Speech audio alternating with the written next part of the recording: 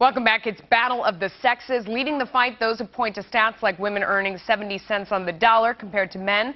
But do we need a law to protect women's pay? Would it really help? Sabrina Schaeffer is with the Independent Women's Group, and she says no. You say no, you don't want this law? How come?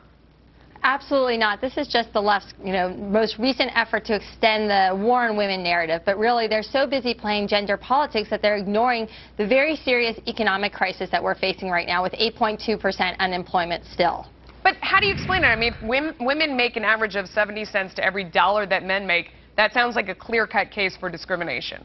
Well, this is the problem with all of this kind of legislation, is that it's based on the myth of the wage gap, this notion that women make less than men, and that there's this widespread discrimination that's to blame, rather than recognizing that men and women make different choices, whether it's college major or professional choices or time spent out of the workplace, and all of those things add up, and they have consequences, and there are different choices, but that doesn't mean that the workplace is openly hostile toward women or that there's widespread discrimination to blame.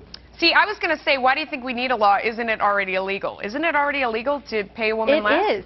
You're absolutely right, Melissa. It is. We already have two federal laws on the book, the Equal Rights Amendment of 1963 and the Civil Rights Act of 1964. And what's more is, I think that's often overlooked in this whole conversation, is all of that value that women bring to the workplace. The fact is, women earn more BAs, more MAs, and more PhDs than men these days. Women are increasingly becoming the breadwinners. Women are the leading consumers of everything from groceries to cars. The fact is, businesses want women because they're an important part of the workforce.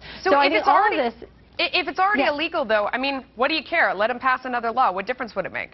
Oh, well, I mean, think about the small business out there that is going to suddenly have these tremendous headaches. That the government is going to say, you have to, prove why you're paying X employee this much money. And it's going to limit the ability for an employer to tie compensation to actual work product or work quality. Instead, it's going to be the government saying, you need to pay someone this much because we say so. All right, Sabrina Schaeffer, thanks so much for coming on. We appreciate it.